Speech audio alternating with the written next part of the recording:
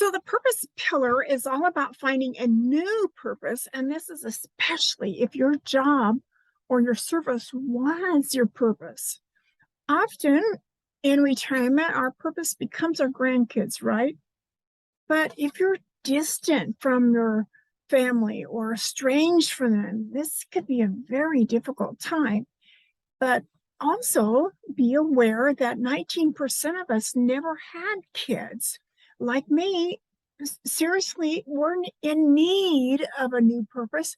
And this is where the feeling of uselessness or bored can really slip in. If we don't realize purpose is what really makes life meaningful. Now, purpose can be internal or external and social, or largely spiritual for you. And it's a pillar that needs intentional, deliberate, and serious planning. And then the fourth pillar is financial, and it is, and we can look at the financial pillar through maybe the lens of leaving a legacy. Do you want it to be entirely your assets, or do you want it to be your wishes or things that you value, or sentimental things that you want to leave as a legacy? And so that's a different way of looking at finances in retirement. So just realize in retirement you can become the boss now, that you can be as curious as a 3-year-old again, and think about all the possibilities that are now open to you, that with Google and the internet, there's so many ways to search for new things and new information that just wasn't there 5 and 10 years ago. And looking forward to things like trips, or growing from here to there, like learning to learning to play a guitar, or learning a new language, or counting your blessings is a good thing to do. And having something to look forward to, like a trip, is a big help in retirement. So I have 3 key strategies that I have prepared to share with around some of the lessons I've learned.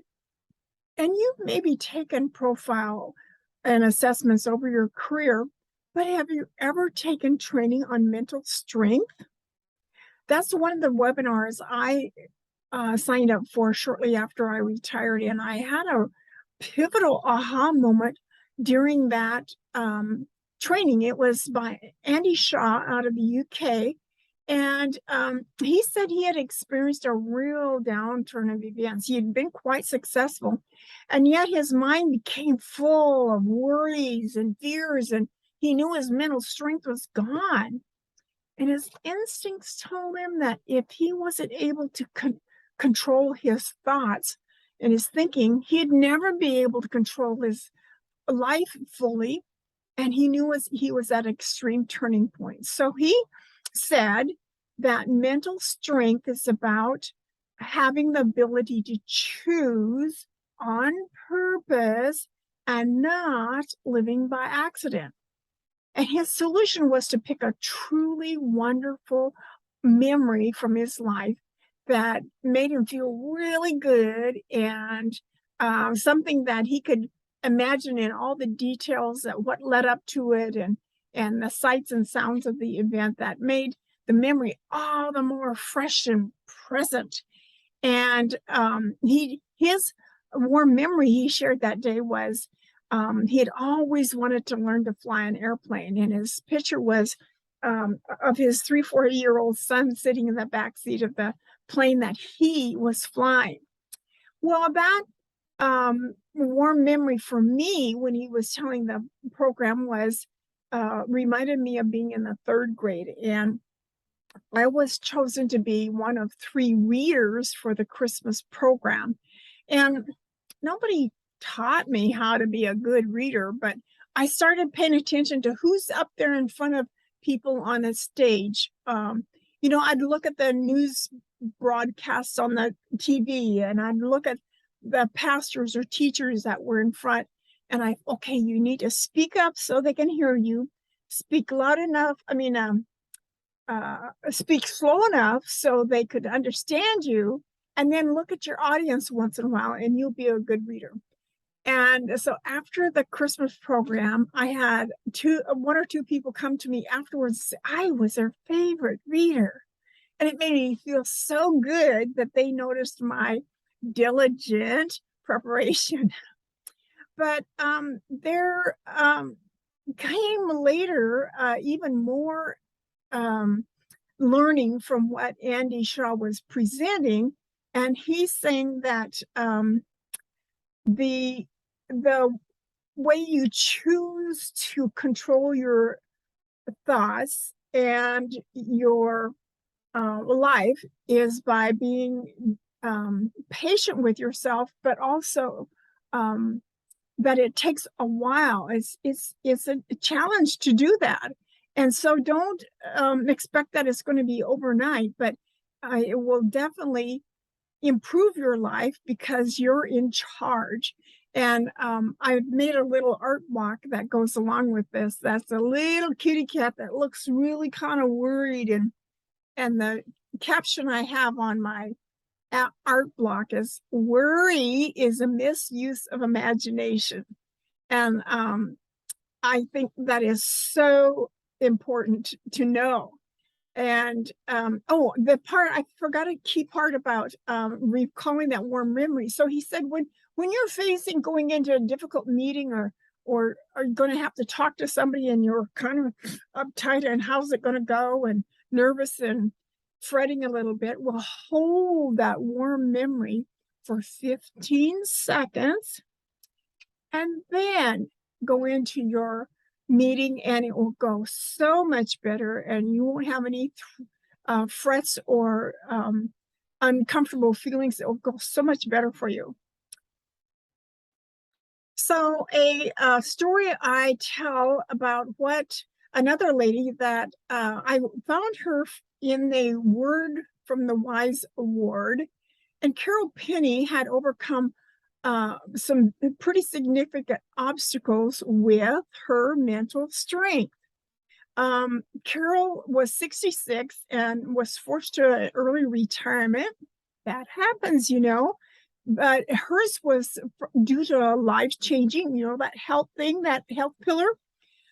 She was in a life-changing automobile accident, and about this same time, her husband Carl was entering stage 4 of his Alzheimer's journey. Now, Carol became a heroic example of positivity, not worry or fret, but positive, to not only overcome her debilitating injuries, but also to use Carl's journey as an inspiration to further her love of making music with young children. What Carol noticed was that her husband came alive whenever he was making music with their toddler age grandson Joey. Carol could see that the intergenerational music with toddlers might possibilities be a good experience to bring to their adult day center in Winston-Salem, North Carolina. And Carol did go on to develop a weekly music program for toddlers, their caregivers, and the seniors at the center. And it even became a part of a feasibility study for an intervention with seniors with Alzheimer's and dementia. So your ability to choose on purpose is what mental strength is about. And it controls anxiety and helps you tackle challenging times, even coming out of difficult times as a stronger person. Cool. So the benefits are increased life satisfaction, patience, persistence, appreciating life, character strength and confidence, and courage, and a stronger self-image. And it's even the ability to overcome bad habits, stress, criticism, fears, and negativity. And this reminds me of when I moved from Seattle to Tampa, Florida with my job. And I had been warned to allow myself 3 to 6 months to get acclimated before deciding to come home. And during that time, I was reading Joshua chapters 1 and 2 in the Bible quite a bit, and it helped me strengthen my resolve to about my career move. And would stomp my foot and uh, refuse to live my life based on fear. Get rid of choosing not to be fearful. And so many things were new to me in Tampa. And now, as a result of that choice, I've lived without fear for 30 years, without cancer, without diabetes, without hospitals, and without wrinkles.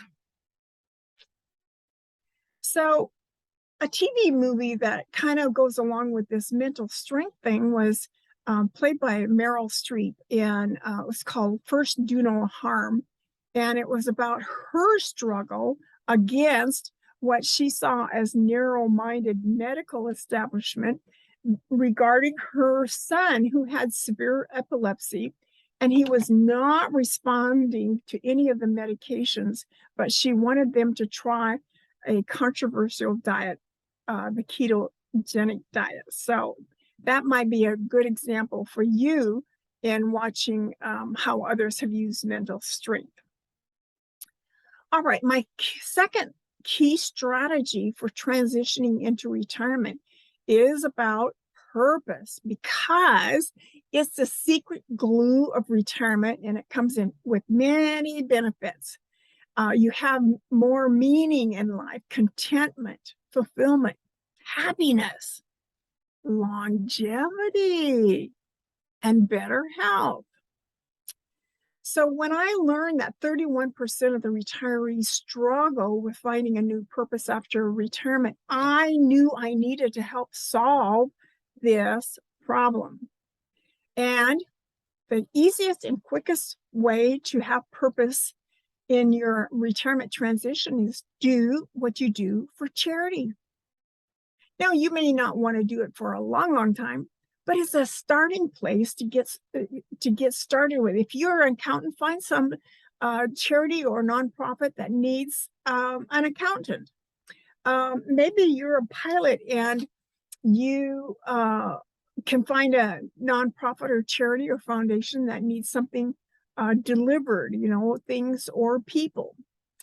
So I've always kind of been enamored about potential and the mystery inside of us, even as a teenager. Of course, then it was my potential.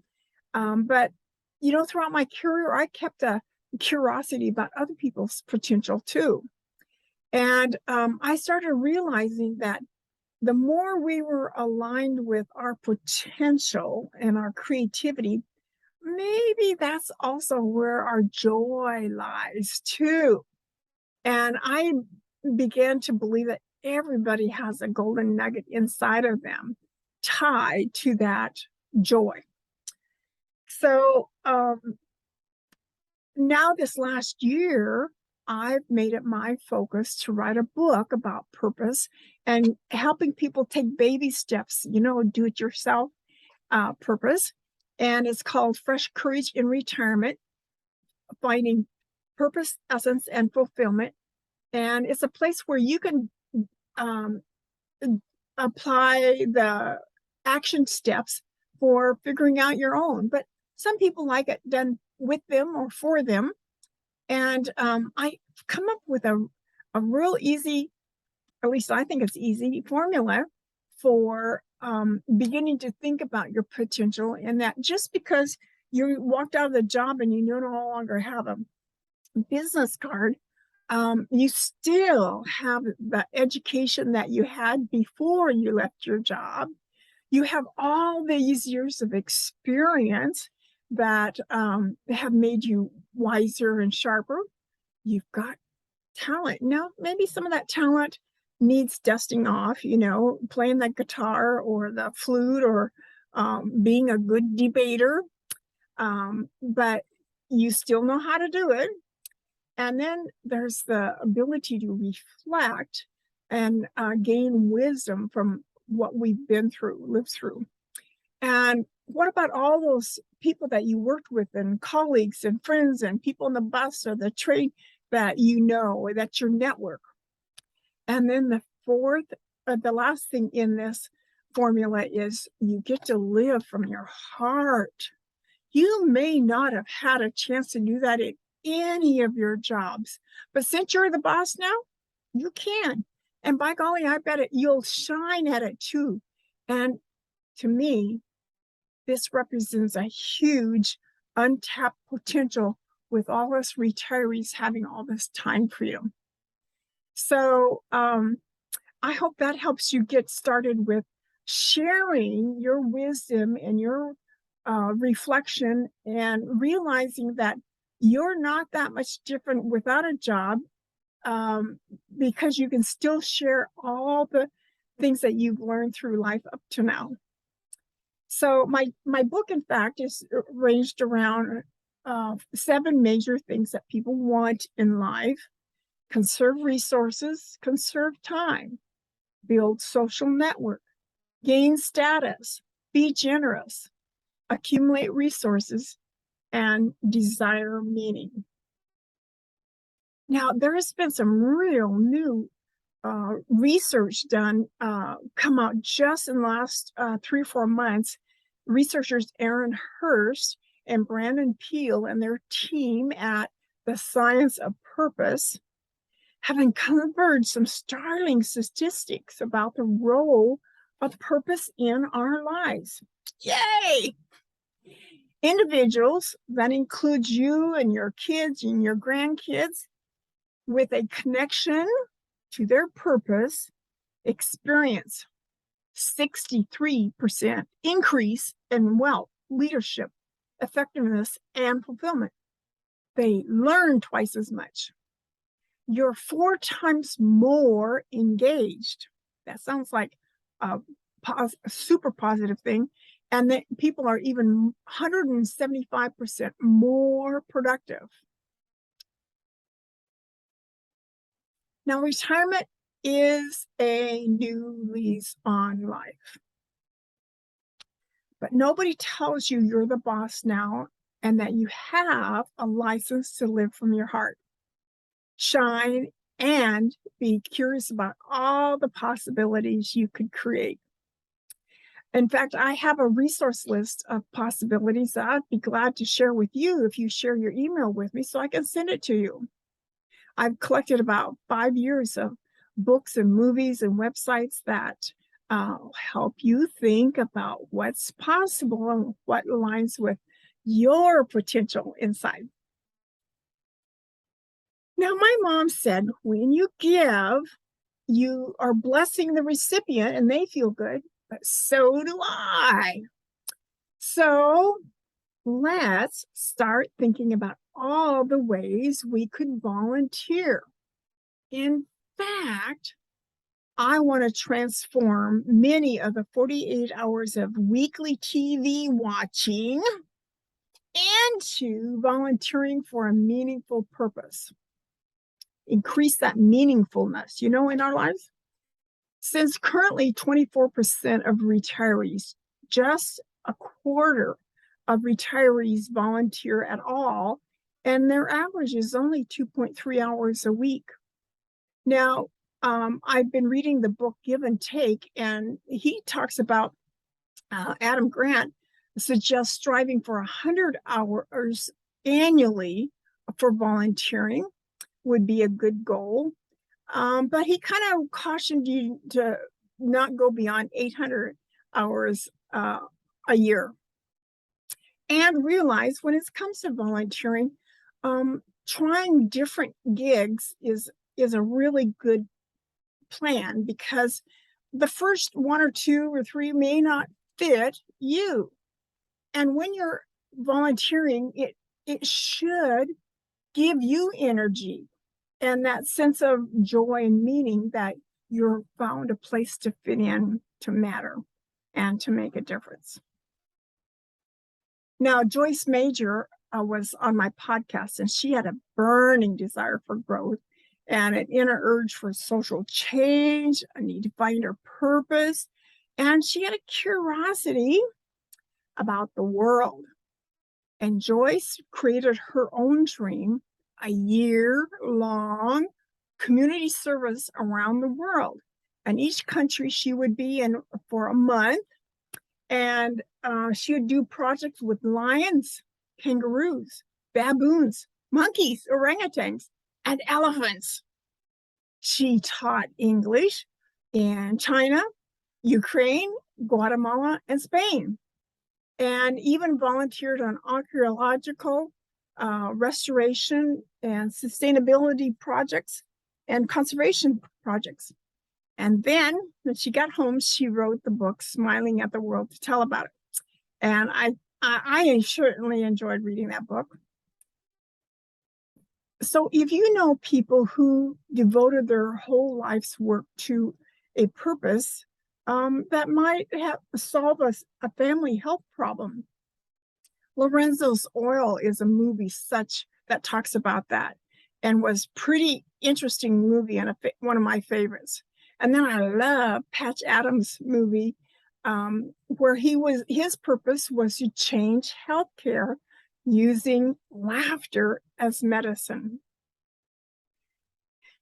Now, the third key strategy is spiritual health or spiritual strength, perhaps. You could also think of it that way. And one definition is inner truth. Or we might use words like hope or courage or possibilities. Are you good with that? It's often integrated into our survival techniques. We need spiritual health to process our grief, death, all kinds of transitions. And it helps us to take risk and a leap of faith, and maybe even to live wholeheartedly. Now, John Eisel's book, 5 Secrets You Must Discover Before You Die, he learned early in his research that it was about age 60 that people tend to become more reflective, resulting in wisdom. Boy, wisdom sounds like a spiritual word, doesn't it? And my work ties closely to his first secret very beautifully. Be true to yourself. Are you aware that failure to do so is a major regret hospice nurses hear from the dying? Whoa. John ended his first secret with a story from a 71-year-old professor who saw a chasm, a difference between his students who followed their heart and those who didn't. Now, are you someone who says, someday I'll follow my heart? Are you the person you want to be in the world? Are you following your heart right now? What would it mean for you to really follow your heart? I'm so delighted that the younger generations are courageous enough to take the leap of faith to work from anywhere and have more life balance. Of course, thanks to the internet. Bravo for them, though. Now, amazing aha day in my life was when I got the courage to be true to myself. I'd started being curious if there was a place for art at work. I've been making 100 or so of my art blocks, and they kind of look like this. And I even have some appearing in my book because I love color, I love sewing, and I love words to wisdom, and they're combined to a small package. Cubicle art is the reason I made it. Artwork for small spaces. But I'll never forget the day I got up a nerve to stick out my neck and walk into my boss's office at Boeing and show him my little blocks of wisdom. A novel idea, right? The amazing result? No criticism, no laughing, just allowing me to try some possibilities. He let me see what I could do with it. I was so shocked and so pleased and amazed. And there was a special event coming up at Boeing, so I bravely created some new art blocks around trust that aligned with the theme of the event.